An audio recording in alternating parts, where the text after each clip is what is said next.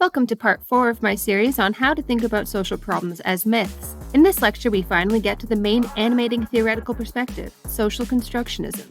But wait, isn't that the boogeyman that the blue-haired lunatics promote? Well, yes and no. Stay tuned to find out how you can use social constructionism to be a critical thinker, regardless of your hair color. Patrons this week get access to the full lecture. Visit www.patreon.com/Ashley A. Frawley.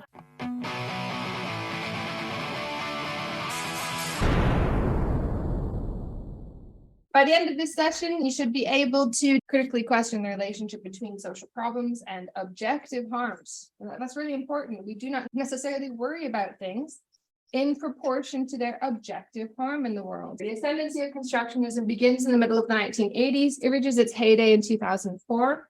Okay, we are here in the subjectivist paradigm. And there are degrees of subjectivism to social constructionism. We have strict constructionism, which is like everything is a social construction. Nothing is real. We're all just floating around. There is no truth. But it is self-contradictory. Because if you notice, I just said there is no truth. But that statement is intending to make a truth claim, isn't it? It's self-refuting. So nobody is really a strict constructionist. Nobody says like nothing is real. Everything is language. Because even language you're saying is real. It makes no sense. Something has to be real. So we're kind of over here with social constructionism toward a kind of in the middle approach, or some people call it contextual constructionism. That yes, science is the best thing human beings have come up with to try to bring together our minds and our language and our symbols and the world out there and have them kind of match up in some way. It's the best thing we've come up with. But between the real world and human minds is a whole world of history, culture, language, which influences the way that we interpret and understand the world. That's the idea that we are trying to understand the world. We do science, but culture and the things that we take for granted influences even the questions that we ask of science, what we think is appropriate to bring to science at a given time. How we interpret scientific results is often the result of our own interests, our own culture, and so on. So it varies from strict to contextual approaches, where we say like, the way that we understand this problem is a result of the social context of the time, or the fact that we think this thing is problematic is a result of the social context. Let me give you an example. The very famous example, the key example that many constructionist theorists point to is the Satanic Panic. And that's because there is no evidence that there were ever, groups of Satanists all around the world sacrificing babies and all this sort of thing. There's no evidence that that ever existed. And yet the fear about it, at least in the mainstream media, was really high. Or the talk about it, the level of discussion about it was very high. And this is the sort of key contextual understanding that we need to explain this. And we can't explain it on the basis of a real thing that was harming people. So how do we understand it? We understand it through the social context of the time. A lot of it was the 1980s, early 1990s. Actually, the panic began in 1981 with a book that was published as a result of hypnosis. This woman who believed, and we know now, had been gradually guided to think that she had been satanically abused as a child. And that's what started the panic. But this was the 1980s, a time of change in terms of gender norms. More and more women were moving into the workplace. Childcare was becoming more and more common and somewhat accepted. And there was a lot of fear about changing gender norms. There were like panics around children whose parents would give them a key because they would go home after school and their parents were still at work. So they would have the key to get into the house. They'd make themselves a snack or whatever, watch TV until their parents came home. And there was a lot of fear about what happened during that time as well. But you couldn't at that time kind of outright say, hey, ladies, get back into the kitchen, know your place in society. You are responsible for social decay. No, you couldn't say that. Instead, these underlying unconscious fears were channeled through a fear about Satanists and daycares. because the women were putting their children in daycare. And there was like, So as soon as somebody brought up the idea that there was a whole bunch of Satanists running daycare centers, people were like, yeah, that's true. That's happening. Because those women, they don't care about their kids, they're putting them in daycare. And they don't even know it's a bunch of Satanists. It just spoke to people's pre-existing beliefs and prejudices so perfectly that it just took off. And at the same time, it spoke, like when something appeals equally to the left wing of the political spectrum and the right wing of the political spectrum for different reasons, it is highly likely to become a big issue that everyone's talking about. So the right jumped on it because they had this, they almost certainly were not conscious of it, but it spoke to their pre-existing uncertainties about gender norms and gender changes around gender roles. And for the left, there was also a growing panic about sex abuse in society. And so it spoke to them equally, because a big part of the satanic panic was satanic sex abuse. There was this idea that paralleled this movement, it kind of flowed into it, that if you have problems in adulthood, it's because you have repressed sex abuse as a child, and you should go to a hypnotist to uncover it. Now that's being exposed as a quite dangerous myth, because people are very, very suggestive. But that was a very powerful idea. It still kind of exists in our culture. I bet you've heard that before. Something bad could have happened to you and you repressed it. And that was like a very common belief that fed into Satanism.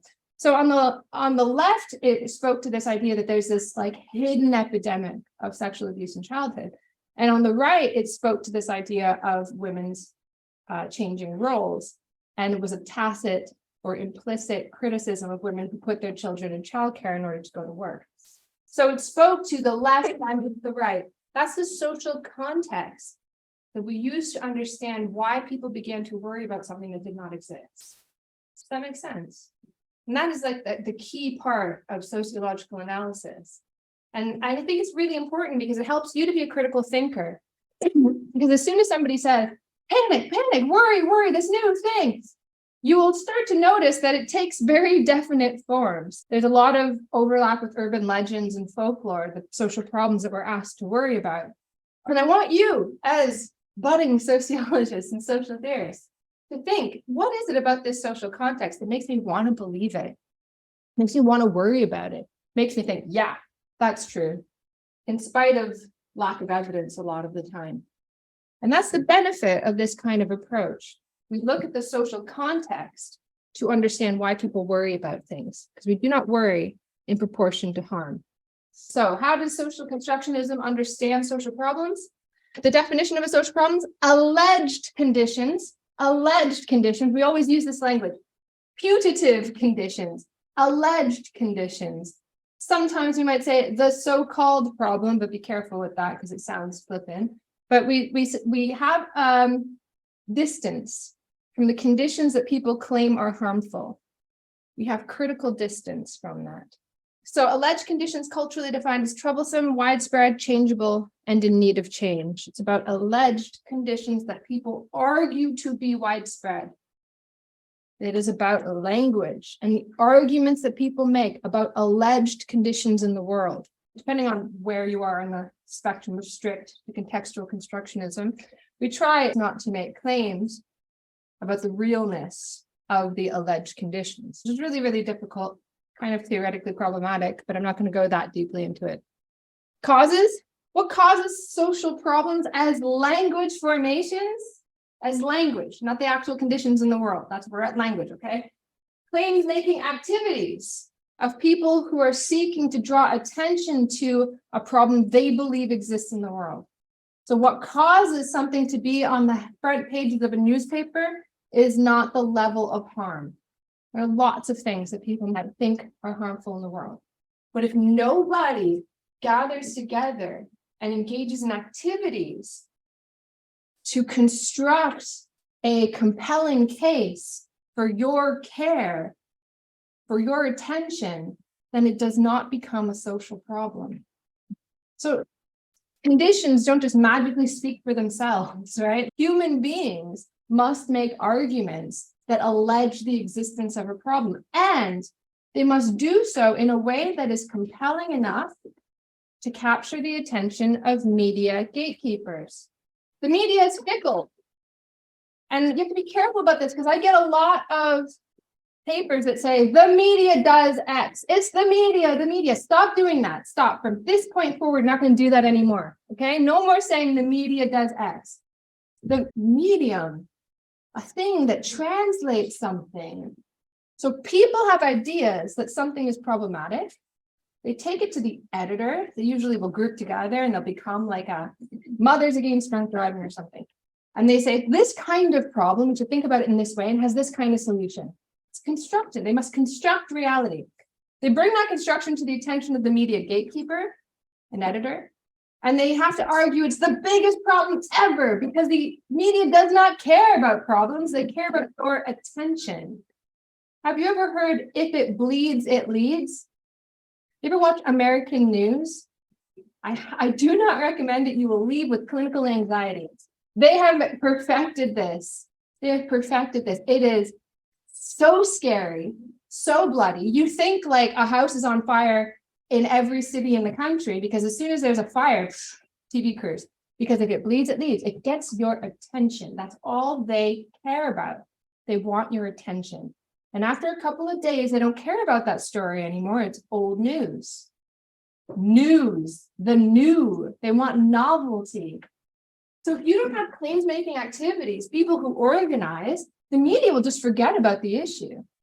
A fire, whatever, until somebody brings it together. We're having more fires than usual, someone says. My organization is coming together to stop fire, I don't know, flammable materials being on buildings. And then when something else comes up, another fire comes, they're there to say, this is the third fire. We have a problem. But people have to do that. The media doesn't usually do that themselves. It's a very good paper by Lau, where he makes a distinction between construction by the media and construction through the media. Yes, the media exert a subtle influence on the message. As Marshall McLuhan famously said, the medium is the message. The medium exerts a subtle influence on the message. That is true. Every medium has different values. However, the bigger part of claims making, the bigger part of social construction is through the media. The media is how you capture people's attention. You get access to the biggest possible audience. You want to get on the mainstream media to get the most amount of attention. To do that, you must be aware of the values of that medium.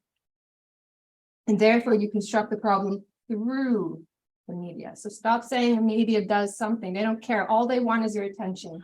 That's it. That's where the money comes from. Your eyeballs are the product. You are the commodity that news media are selling. They want as many eyeballs as possible. Anybody know why? Let's say Sky News says we have 50,000 pairs of eyeballs. Why do they care? Why do they want to get somebody on there who's not going to be boring? They don't want the greatest experts in the world. The greatest experts in the world are boring. They want somebody with blue-green hair who's quick, right? Why? If it gets attention. Why do they want attention? Money. Where does the money come from? No, you don't buy Sky News, do you? Maybe you pay for your cable, but that's a tiny part of it. Where's the money coming from? Yeah, that's it. Advertising. Those are the real consumers of media. They're the ones who pay for it all. Unless it's the BBC and then it's your license fee. But for the vast majority of media, it is advertising. If you're interested in that whole theory, that's called the propaganda model by Noam Chomsky.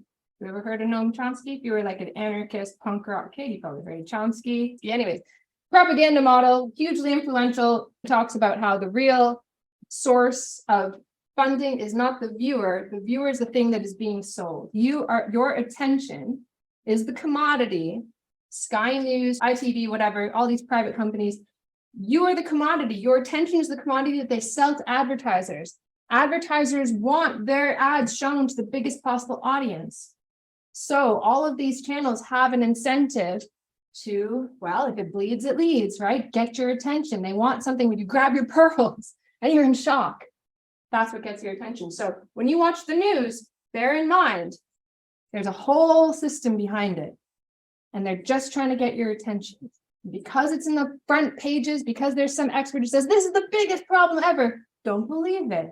Step back and say, this is being reported because it captures my attention, but it may not be the most pressing issue in the world.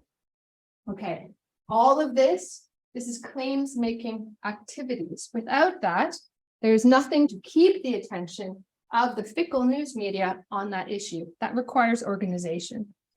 So what conditions lead to this situation? Well, social interactions between complainants and a variety of receivers. That whole story that I just told you. Organized groups who try to capture the attention of the news media, of a variety of media. These days, maybe podcasts and alternative media becoming increasingly important. What are the consequences? Well, it depends. How successful?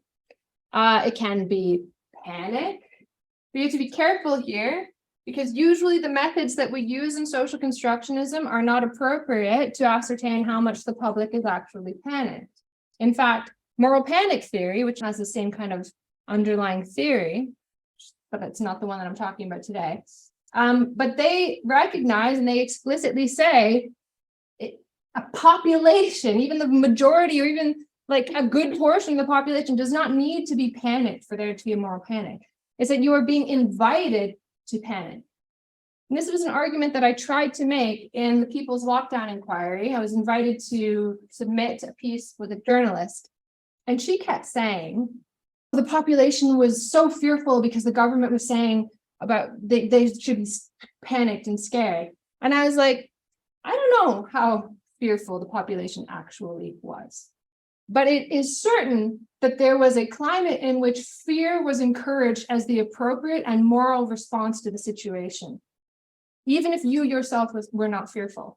I was not particularly fearful, but I knew that that was considered morally bad. And I knew in polite conversation, I had to talk about how fearful I was. It became a moral norm, I think, and I argued in that piece, to be fearful, regardless of how much fear there actually was in the population. I think certainly some groups were very fearful, but interestingly, probably in proportion to their risk. Like young people were not particularly fearful. Older people were. That makes sense. That kind of accords with the risk profile of the disease. But, there became a moral panic in the sense that it was moral to be panicked. So you don't have to say that people, the masses, became frenzied. If you were not, you're not special. You are the masses. You probably, that one thing that I've learned as a human is that if I have a thought, I'm probably not alone in it. Have you ever noticed that before? Like there's just nothing unique in the human experience. If you have a thought, probably someone else has had the same thought. And that's highly likely.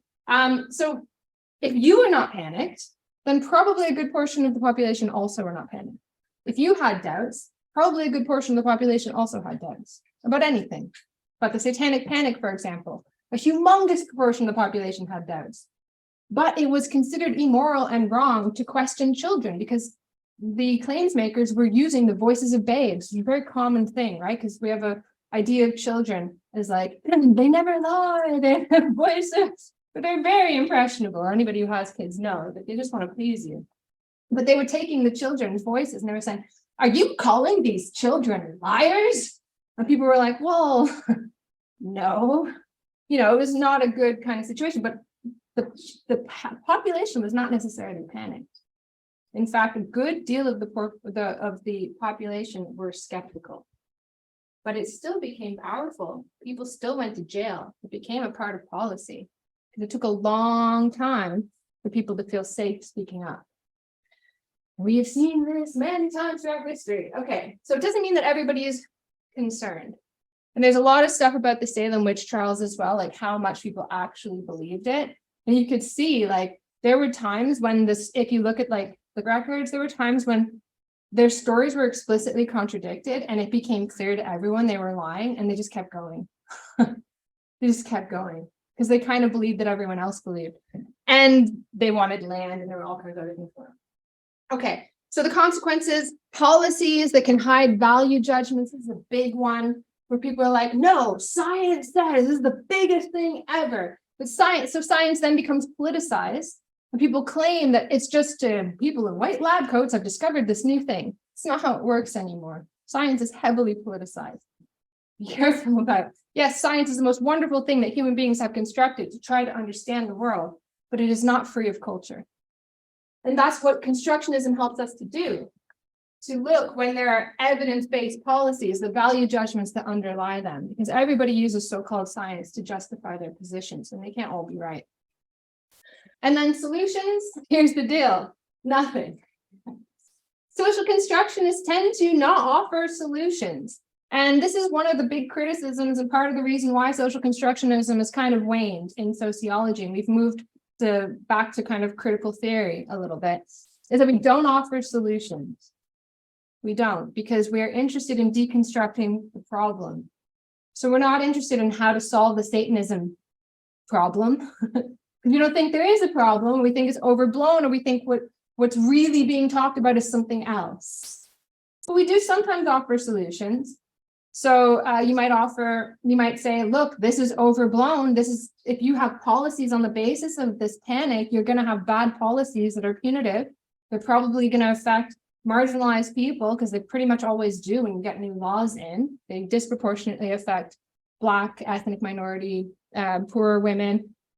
It's very common. So if you have bad laws and you don't think them out because you ratcheted up this expectation that policymakers must act now, well, then a social constructionist sociologist will say, no, you need to understand that what's happening here is you are worried, you think you're worried about this thing, but you're actually talking about this other thing. You need to slow down and be careful here. So you can see why social constructionists sometimes take unpopular positions, because in the moment when everybody in policy or in the news, at least, is freaking out and saying, something must be done, people are suffering, children are suffering, think of the children. We're like, all right, let's take a step back here. Let's deconstruct this and see, let's, have cool heads and figure out what's really being talked about here. And then we'll come forward and say, look, you're asking people to consider, like I just posted on TikTok, a clip on gambling, where there was a report that was like, gambling is causing a rash of suicides. And I was a bit skeptical, because I know that for a long time, the gambling lobby has been trying to medicalize gambling. I'm not totally sure why that is, but for a long time, they've been doing that. And they've been searching for different medical explanations. And they have like the broadest explanation, where they're like, gambling is a medical problem because it causes harm. Well, in that sense, everything that causes harm is a medical problem. Interestingly, how addictive it's designed to be, the vast majority of people gamble a few times and they're all right. Some people, though, become heavily addicted, and there aren't actually good treatments for it. And it's like gambling, alcoholism, these things are very, very difficult to deal with. Very difficult to deal with. But to turn it into a medical issue and kind of send it to the NHS, policymakers like to do that, because they're like, oh yes, we'll have new funding for treatment on the NHS for this thing, and they just kind of brush it over there.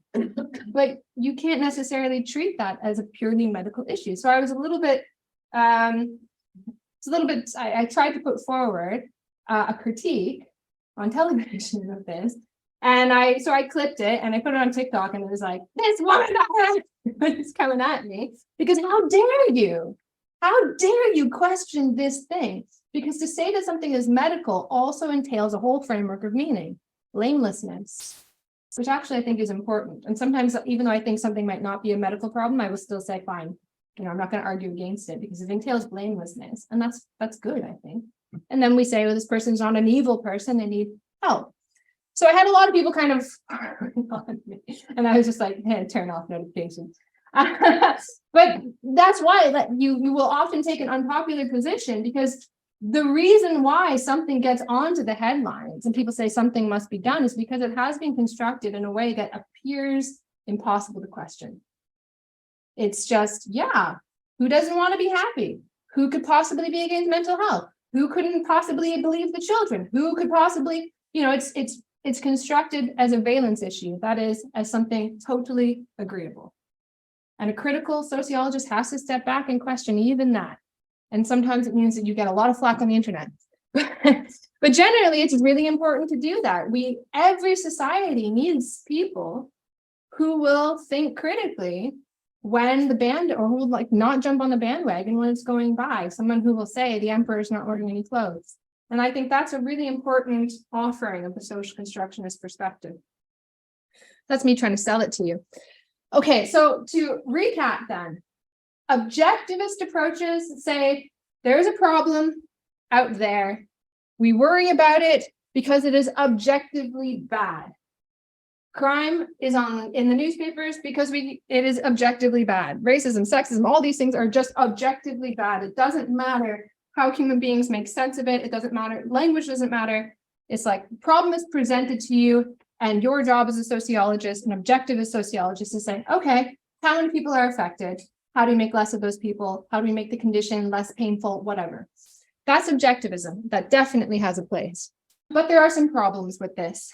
Harmful conditions are not always identified as social problems. I always used to use this example of heightism, but I've noticed recently that there's like some claims making on the internet about heightism as a social problem and like tall privilege. I've heard that. I don't know if you have, but I used to always use this as an example. Men of shorter stature tend to get passed up for promotions, are less likely to get jobs, find it harder to get mates, and so on. And yet we do not consider heightism to be a social problem, even though one could argue it causes harm. Why not?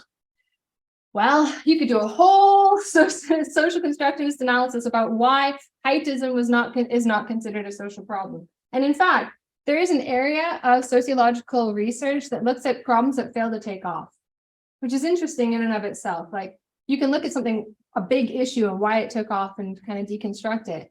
But it's also interesting to look at issues that don't take off. Like, why not heightism? Because while men we typically understand to be in power and have more privilege and so on, so their claims don't get looked on. Nobody ever organized and had like a men against heightism organization and no one was ever successful in constructing that as a social problem that at least was convincing to a good proportion of maybe the population or the media and policymakers, more importantly, the media and policymakers.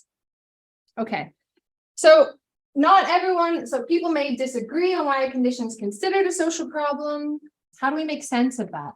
If problems are just objectively harmful, why do we even have the argument about whether or not something is problematic? It's because certain groups construct reality differently.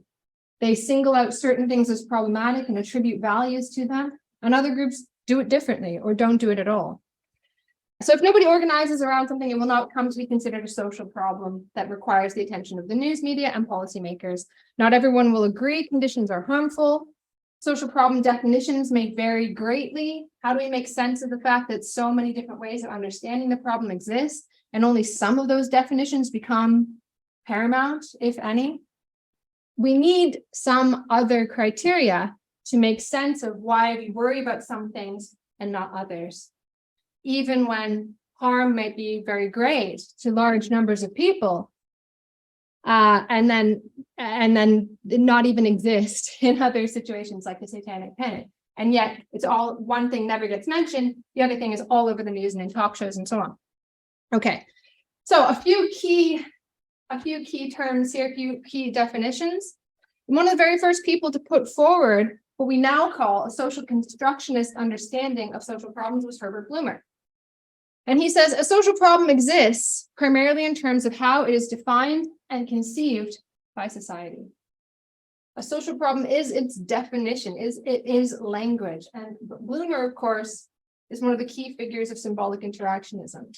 So one of the key feeders of social constructionism is symbolic interactionism. The very first theorists were symbolic interactionists. Herbert Blumer, Spector and Kitsuzi, their 1977 book, also symbolic interactionists. But in 1966, Berger and Luckman put forward their famous book, The Social Construction of Reality, which brings a lot of these ideas together. They say man is capable of producing a world that he then experiences as something other than a human product. So when we read the newspapers, we read that as though we are simply looking at a mirror of reality, right? And this is tough for me to explain to you because you probably don't read newspapers. So for you, it's like, oh, the next step to being aware and a good citizen would be like, if I picked up a newspaper and read it. And I'm trying to take you beyond that. I'm trying to say like, and if you do pick up a newspaper and read it, you must think critically about what is there, because it is not a mirror of reality. It is a human product. It is storytelling. It is compelling storytelling, and it is rhetoric. And we experience it as something other than that. We're the only things that do that. We're the only things that tell stories about ourselves and forget that we were ever telling stories and just think that that's the way things are. And it becomes just the way things are. This is what men do. This is what women do. That's just the way things are. And people always tell me it's just human nature. And I'm like, yeah, but the people of the globe, they live entirely different lives. They take their children, the boys away from the women at 7 years old. They're like, continue to be productive members of society, or like, it's just human nature that you need to tell your child this many words before the age of 1. Yeah, but those people in, I can't remember where, they put their children at the back of a tent until the age of 1, and they don't talk to them at all. And they grow up to be contributing members of their society, so that can't be right. We experience all of these things as just human nature, as this is science, this is the way things are. We don't realize we're actually talking about our own cultures. We are reifying our culture. We're making it real, making it seem biological, making it seem not a human product, not a story we've told ourselves, but the real nature of human beings. But as soon as you learn about other cultures, that starts to break down. Oh, shoot, I thought that was just human nature. And then you find in this other culture, people don't live like that. And that is, in fact, that is what happened. The age of colonialism led to the birth of anthropology. People started to go all around the world, and they were quite perplexed by the fact that everything they thought was true and right and just human nature was different everywhere they went. And that's actually the root of a lot of these theories, is this recognition that pretty much every human institution is subject to variation all around the world. Human nature is extraordinarily variable. But we tell stories about our human nature, about our society, that then come to seem natural. And we forget that they were ever human products. So it is subjective reactions from the subjectivist approach, not objective conditions that make a problem. No reaction, no problem. No activity, no organization to bring the attention of the alleged problem to others, no problem.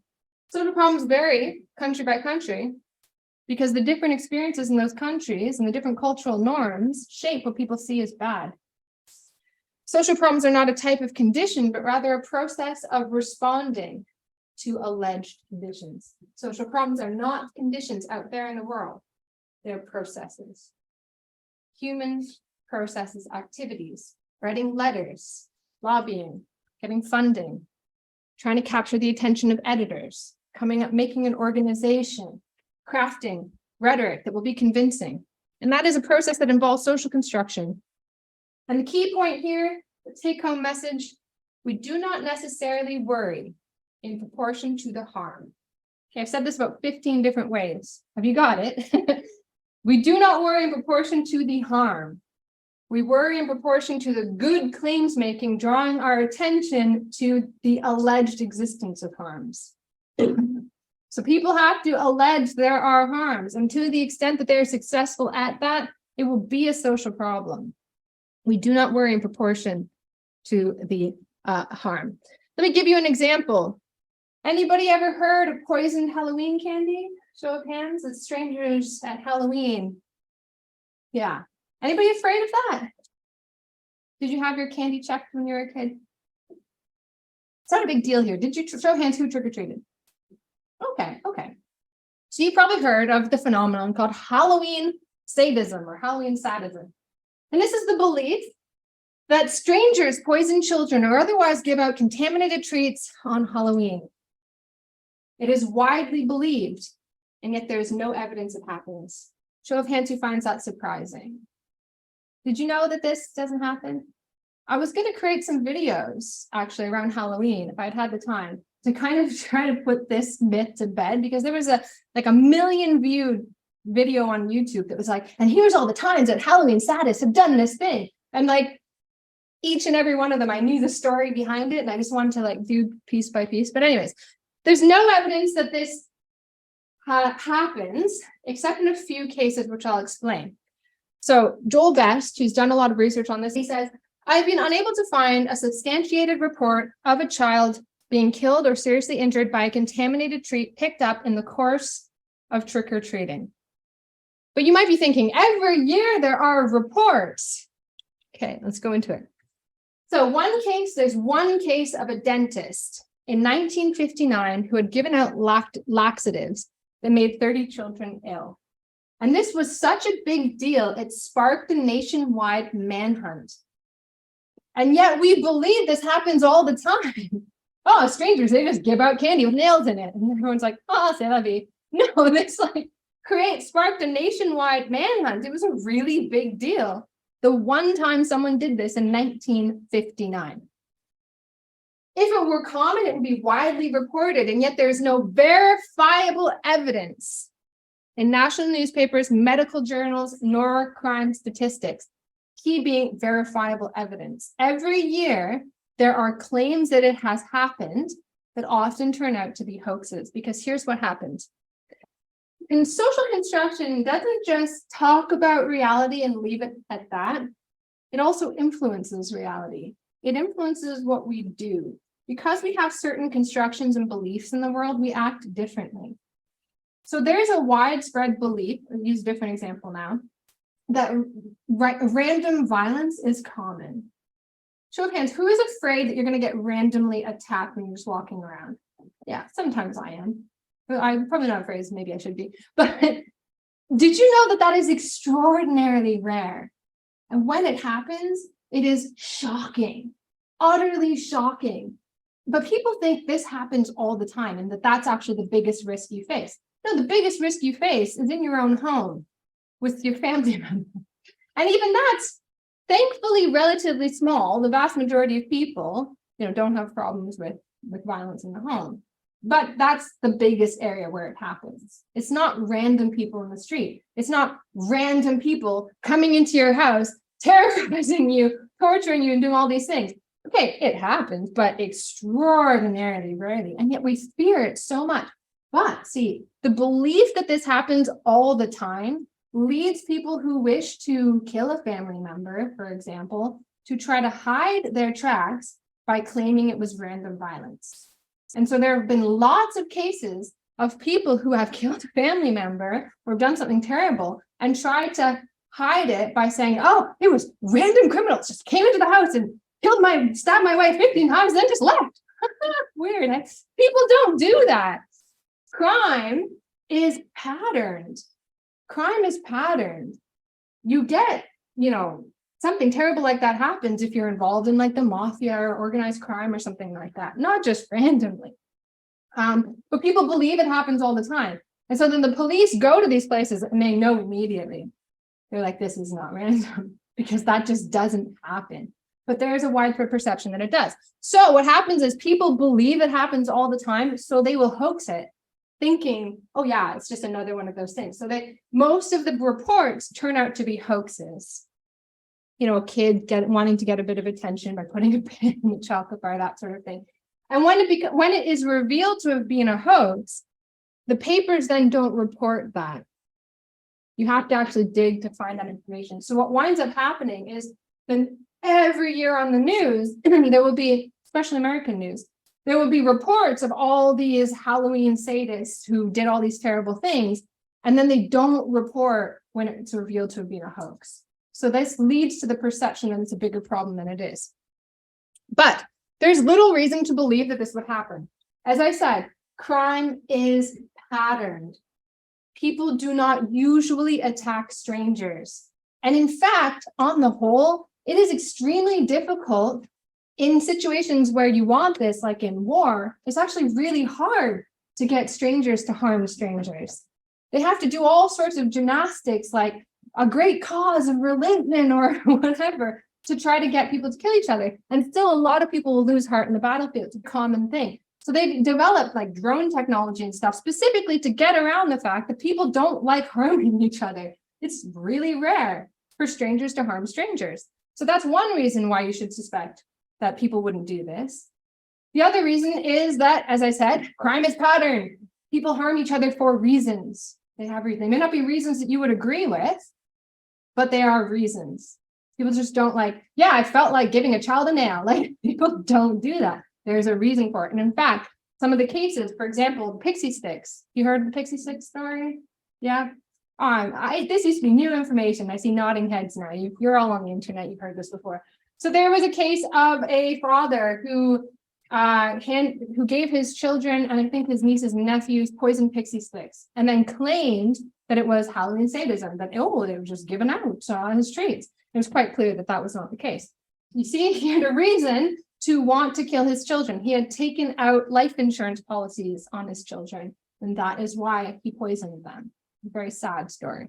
But again, there is a pattern there. There is a reason, not a reason we would ever agree with, but there is a reason. People will say, oh, they're drug dealers are giving out drugs. Why would drug dealers give out drugs? They're not usually in the business of handing out their commodities for free, especially to children, in a way that may draw attention to them. They just don't do that. That's another common thing. I think teenagers say that all the time, where they're like, oh, they'll buy marijuana. It's back in the day. I don't know if it's true anymore. And they'll be like, oh, it was laced with something. It was laced with a harder drug. It's a very common thing that people will say, but if you look at studies, this sort of thing doesn't seem to often happen. And why would it? Because drug dealers will not give away a more expensive drug for free, for the fun of it. So why would drug dealers give away their drugs? Crime is normally not random, but pattern. Okay, so poison Halloween candy, the third point that I wanted to make. Reports turn out to be hoaxes. Revelation is not widely reported, as I said. And the deaths that were initially attributed to random violence of Halloween sadists, who just go around for no good reason killing children, actually turn out to be from natural causes, accidental poisoning. So if you think about it, like the United States has 330 million people. It happens that people die on Halloween, and it is attributed then to Halloween sadism, and it turns out to be natural causes. Accidental poisoning or intentional poisoning by a family member. And this occurred after, as I said, the initial story had already spread, and people thought, that happens all the time. The people give out poison candy. So if I'm going to poison my child, then I'll just blame it on those crazies who do this all the time. And the police are not fooled because they know it doesn't actually happen all the time. It is an urban legend. Urban legends are passed around, especially in the age of social media, and tend to be told as if they were true. One of the key hallmarks of the urban legend, does anyone know? It happened to, anybody know? A friend? No, it happened to a friend of mine. It's like the key hallmark of an urban legend. It happened to a friend of mine. My husband will even tell me these. No, my brother's friend. No, seriously, really, this really happened. I'm like, I heard this story when I was 18 in Canada. You're not telling me this just happened 2 weeks ago in Greece. I'm sorry. It's an urban legend. And it's amazing when you see them in the wild and this happens and you hear the person say, happened to a friend of mine. And I'm like, that's an urban legend. Oh my gosh. So urban legends get passed around as though they are true. And there are specific reasons why we like to repeat them.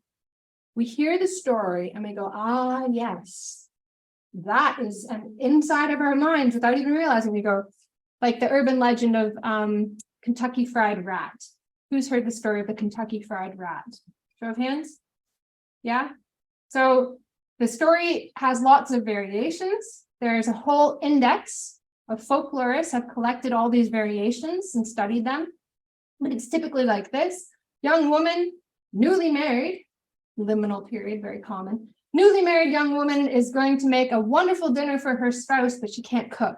So she goes to Kentucky Fried Chicken and she buys a bucket of chicken, takes it home, and does it up like a meal. She lights some candles. They're sitting down, a nice candlelit meal. She bites into what she thinks is a leg of chicken, and she screams, and she looks and turns on the lights and looks down, and it's a rat, a Kentucky Fried Rat. And now people tell this story all the time.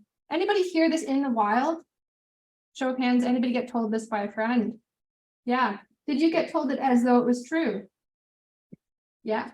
So people like to pass these stories around Because, well, one, that naughty woman, she was supposed to know how to cook. She was supposed to cook the meal herself. And then at the end, she gets her comeuppance, right? She gets punished immediately. Schadenfreude. We laugh at this person's well-deserved misfortune. So we tell the story again. Another reason is, yes, KFC, they would do that, wouldn't they? Evil corporations. Can we really trust what's in our food? And there's a whole kind of story to be told about how it's a bit weird that we get our sustenance from faceless corporations. And so we tell that story again and again and again. The same thing with Halloween sadism as an urban legend. We tell the story because when we hear it, we go, yes, that's just what evil people do. And our vulnerable children, how dare we allow them out with strangers? It is a way of expressing fears that, well, Joel Best is writing that in the case of America, but you could equally say this elsewhere. Expressing fears that Americans are no longer safe. Our social breakdown, our atomization, the fact that we no longer trust our neighbors. And so we express this, we allow our children to go out trick-or-treating, less and less now, unfortunately, partially because of this urban legend. But we are worried about it. And so we express our fears and our distrust of our neighbors through these urban legends. So urban legends are contemporary, orally transmitted tales, usually orally transmitted. Now they're all over the internet. Often depict a clash between modern conditions and some aspect of a traditional lifestyle, right? Goodness of children versus the new evils of crime in the modern world. They express doubts about modern life and other cultural fears. And the claims about threats to children reflect our anxieties about the future and ambivalence about the adult world. You've heard that children are the future. Children are the future. This implies that adults are not. That adults are not in control. So we project everything. Our culture projects everything onto children. We tend to worry a lot about children. Threats to children get a lot of attention. So it reflects that deep-rooted cultural fear that adults are not really in control, and we put everything onto children, and therefore we worry a lot about children. Okay, so that is an example of a problem that we think exists, but has no basis in reality or very little basis in reality. And we can understand this in terms of the social context of changing social norms in America and increasingly in the UK. And that's the value of doing this kind of research, because otherwise you'd have seen a newscast, I'm not letting my kids out. Let them out, it's okay. Halloween is really fun for children. They get to dress up, they usually really like it, and it's extraordinarily rare, extraordinarily beyond rare. Watch your partner, not your neighbors.